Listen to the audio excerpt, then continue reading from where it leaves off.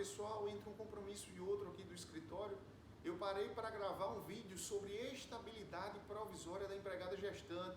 Vou te dar dicas de como aprimorar a tua petição inicial, trazendo a melhor solução para a tua cliente e, claro, lhe rendendo bons honorários. Portanto, fica comigo até o final.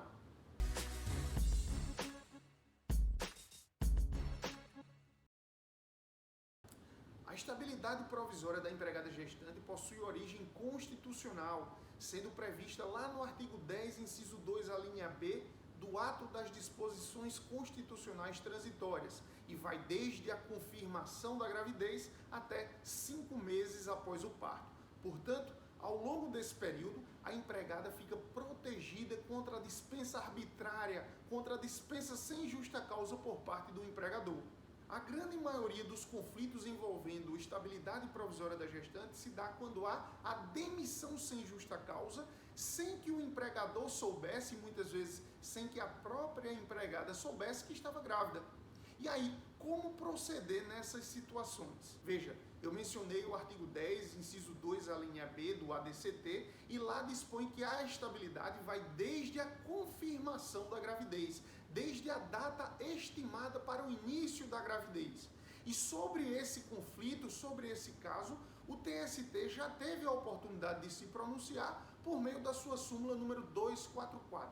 E lá no item 1 dessa súmula diz que pouco importa se o empregador tinha conhecimento ou não, na época da demissão, do estado gravídico da empregada. Muitas vezes a própria empregada sequer sabia que estava grávida. E aí, semanas depois, ela procura o empregador informando de sua gestação.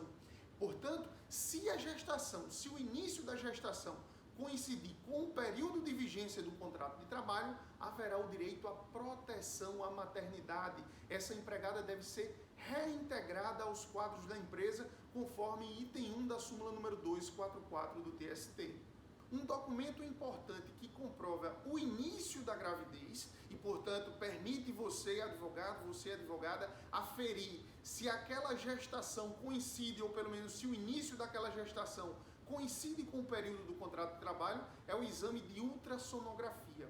O exame de ultrassom permite você, advogado, você, advogada, aferir se o início da gravidez coincide ou não com o período de contrato de trabalho. Se coincidir, a empregada deve ser reintegrada aos quadros da empresa e o empregador, uma vez informado da gestação, deve proceder com a reintegração dessa empregada. É bem verdade que muitas vezes os ânimos já estão desgastados e o empregador não quer receber de volta a empregada e em outras situações a própria empregada não pretende mais retornar ao trabalho. Como resolver esse conflito? Como atuar nesses casos? Esclareço que a proteção à maternidade é uma garantia provisória de emprego e não de indenização correspondente. Portanto, o direito imediato da empregada é a reintegração. E você, atuando nesse conflito, deve entrar com a reclamação trabalhista, objetivando a reintegração da empregada aos quadros da empresa. Você tem que estar ciente também do conteúdo do item 2 da súmula 244 do TST, que diz que se durante a discussão se reintegra ou não, já tiver passado todo o período previsto para a estabilidade, repito, já tiver passado os 9 meses da gestação, mais 5 meses após o parto, a reintegração deve ser convertida em indenização. Portanto, na sua reclamação trabalhista, você deve fazer um pedido sucessivo. Abrindo um parênteses, pedido sucessivo é quando você pede A e, se não for possível A, que se cumpra B. É diferente de pedido alternativo. Pedido alternativo você pede, eu quero A ou B, para mim tanto faz. Tá? Então, no teu caso, você vai fazer um pedido sucessivo. Você vai pedir a reintegração da empregada aos quadros da empresa e, enquanto o processo tramitar, se houver controvérsia, se houver resistência em relação à reintegração da empregada e, após a definição, já tiver passado o período dos 9 meses de gestação, mais 5 meses após o parto, a reintegração deve ser convertida em indenização.